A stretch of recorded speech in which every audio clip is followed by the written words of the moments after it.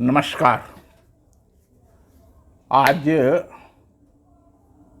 ऋषि पराशर की कहानी है। ऋषि पराशर, सभी लोग जानते हैं कि भार्गव वंश के एक ऋषि हुए पराशर। यद्यपि पराशर नाम के अनेक ऋषि हुए। दुनिया के अन्य महाद्वीपों के लोग जब वर्षा बादलों की गड़गड़ाहट होने पर भयभीत होकर गुफाओं में छुप जाते थे, जब उन्हें कृषि विज्ञान का, एग्रीकल्चर का कहरा भी नहीं मालूम था, उससे भी हजारों वर्ष पूर्व ऋषि पराशर ने मौसम और कृषि विज्ञान पर आधारित भारतवर्ष के किसानों के मार्गदर्शन के लिए कृषि पराशर नाम से एक ग्रंथ की रचना किया था। 3 खंडों में लिखा गया यह लघु ग्रंथ वृष्टि ज्ञान, मेघ का प्रकार, कृषि भूमि का विभाजन, कृषि में काम आने वाले यंत्रों का वर्गीकरण, आकार प्रकार, वर्षा जल के मापन की विधियाँ, हिंदी महीने पूस के महीने में वायु की गति दिशा के आधार पर 12 महीनों की बारिश का अनुमान व मात्रा का प्रतिशत निकालने की विधि, बीजों का रक्षण, जल संरक्षण की विधियाँ, कृषि में काम आने वाले वाहक पशुओं की देखभाल पोषण, उनके प्रबंधन के संबंध में अमूल्य जानकारी एकत्र किया था। ऋषि पराशर ग्रंथ में लिखते हैं, जीवन का आधार कृषि है। कृषि का आधार वृष्टि अर्थात वर्षा है। हर किसान को वर्षा के विषय में जानना जरूरी है। वैसे तो हम लोग घाघ की कहावतें भी पढ़ते हैं। घाघ की कहावतें आज भी जो उन्होंने लिखा, वो पौष महीने, जिसे हम लोग भोजपुरी में पूस कहते हैं, एक पौष महीने की तिथियों में और उस समय चलने वाली हवा, उस समय उगने वाले चंद्रमा, बादल के आधार पर पूरे वर्ष में कितनी वर्षा होगी और क्या करना चाहिए, ये जानकारी हमारे पूर्वजों ने दी थी। ऋषि पराशर ने अपने ग्रंथ के द्वितीय खंड में, वृष्टि खंड में, बादलों को 4 भागों में वर्गीकृत किया है। बादलों का यह वर्गीकरण उनके आकार के आधार पर किया गया है। ज्ञात हो कि आधुनिक मौसम विज्ञानी भी कंप्यूटर मॉडल, एल्गोरिदम के तहत इस कार्य को आज कर रहे हैं। आवर्त मेघ, संप्रत मेघ, पुष्कर मेघ और दूंग मेघ। पहले वाला मेघ एक निश्चित स्थान पर बारिश करता है, दूसरा मेघ एक समान बारिश करता है, तीसरे मेघ में बहुत कम वर्षा होती है और चौथे मेघ में उत्तम वर्षा होती है। ऋषि पराशर का मत है कि 2-3 दिवस पूर्व बारिश का पूर्वानुमान कोई लाभकारी नहीं होता।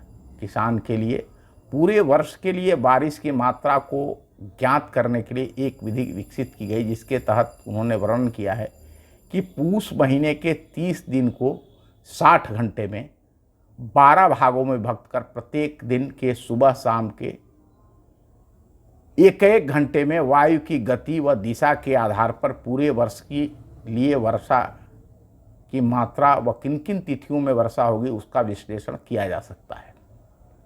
आपको जानकर प्रसन्नता होगी कि वर्ष 1966 में काशी के राजा स्वर्गीय डॉक्टर विभूति नारायण सिंह के निर्देश पर एक प्रयोग किया गया था, जिसमें ऋषि पराशर की इस विधि को एकदम सटीक पाया गया था। अब हम बात ऋषि पराशर के ग्रंथ के कृषि खंड की करते हैं।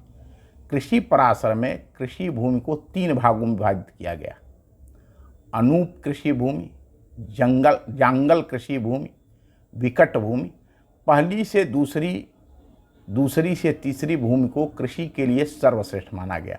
कृषि खंड में उन्होंने बताया कि किस महीने में बीजों का संग्रह करना चाहिए, बीजों की रक्षा कैसे करनी चाहिए, बीजों का रोपण किस विधि से किया जाना चाहिए। कृषि कार्य में खगोलीय घटनाओं, नक्षत्र आदि का प्रभाव का भी उन्होंने विस्तृत वर्णन किया है। सचमुच अतीत का भारत विश्वगुरु था, जहाँ ज्ञान, विज्ञान, कला कौशल की भरमार थी। कोई ऐसा क्षेत्र नहीं था जहाँ हमारे ऋषि मुनियों ने अमूल्य शोध नहीं किए हों, ग्रंथों की रचना न की हो। दुर्भाग्य से महाभारत के युद्ध में हजारों लाखों ऋषि महर्षि योद्धा मारे गए। परिणाम स्वरूप गुरुकुल शिक्षा पद्धति, शिक्षा परंपरा, शिक्षा की वैदिक संस्थाएं लुप्त हो गई। देश की अधिकांश जनता पाखंड, अंधविश्वास, ढोंग, आडंबर, जातिवाद, आलसी, भाग्यवादी, पुरुषार्थ विहीन हो गई। 90% से अधिक ज्ञान परंपरा व ग्रंथ लुप्त हो गए, जिसका खामियाजा आज हम भुगत रहे हैं। यद्यपि ऐसा नहीं, पूरी दुनिया इसका खामियाजा उठाएगी। आज जलवायु परिवर्तन के कारण अमेरिका, ऑस्ट्रेलिया में भूमि बंजर होती जा रही है। यह भारत के ऋषि महर्षियों का प्रबल प्रताप ज्ञान ही था कि कृषि क्षेत्र में लाखों करोड़ों वर्ष के पश्चात भी भारत भूमि बंजर नहीं हो पाई। ऋषि पराशर का मत था कि कृषि का बलात् दोहन हमें नहीं करना चाहिए। पर्यावरण की सुरक्षा आज बहुत अच्छी बात है कि हमारी सरकार और हमारे किसान भी पुनः प्राकृतिक खेती की तरफ लौट रहे हैं। प्राकृतिक खेती अर्थात प्रकृति के साथ हमने जो आधुनिक यंत्र, रसायन जिनकी खोज की है, अभी हम रासायनिक उर्वरकों का प्रयोग करके उत्पादन ले रहे हैं। कृषि उत्पाद बहुत काफ़ी बढ़ गए। वो जिस हिसाब से जनसंख्या बढ़ रही है, वैसे उस हिसाब से लोगों को भोजन भी चाहिए। और ये सभी कृषक के कृषि के ऊपर निर्भर हैं। चाहे कोई कितना हो बड़ा पैसे वाला हो, उसे भोजन चाहिए, और भोजन में उसे अन्न, फल, सब्जियां ही मिलेंगी। कोई सोना नहीं खा सकता, कोई रुपया डॉलर नहीं खा सकता। उसे अनाज ही चाहिए, उसे फल ही चाहिए, उसे दूध ही चाहिए। तो प्राकृतिक खेती से जुड़े होने के कारण आज भी इतना सब कुछ होने के बाद भी आज भी जो किसान है, वह किसान भले अपने लिए ही सही, दूध के लिए कोई दुधारू पशु रखता है और उसका गोबर, उसका मूत्र अपने खेत में डालता है, अपने लिए फल, सब्जियां, अन्न उत्पादित करता है। वह व्यावसायिक रूप से भी रासायनिक उर्वरकों के साथ खेती करता है। लेकिन इसके बावजूद जो बीज है, प्राकृतिक खेती, अपने खेतों के स्वास्थ्य की चिंता भी वो करता है।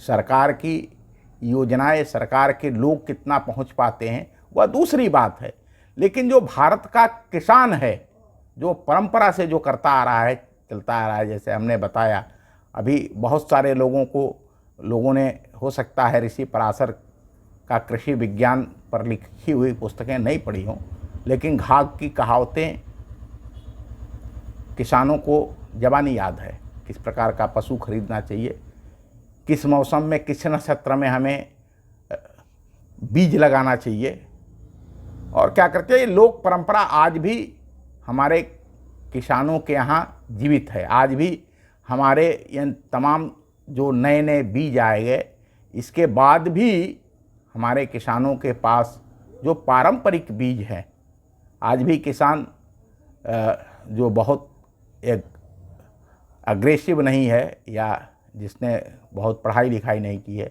वो अपने पारंपरिक बीजों को ही खेत बदल करके बोता है, जिससे वह बीज भी बचे। ऐसे अनेक ऐसे लोग हैं, बहुत सारे लोगों को सरकार ने सम्मानित भी किया जिन्होंने इन बीजों का संरक्षण किया, इन अपने प्राकृतिक खेती को बचाए रखा, बनाए रखा। इन सभी लोगों को मैं नमन करता हूँ। बहुत बहुत धन्यवाद। नमस्कार।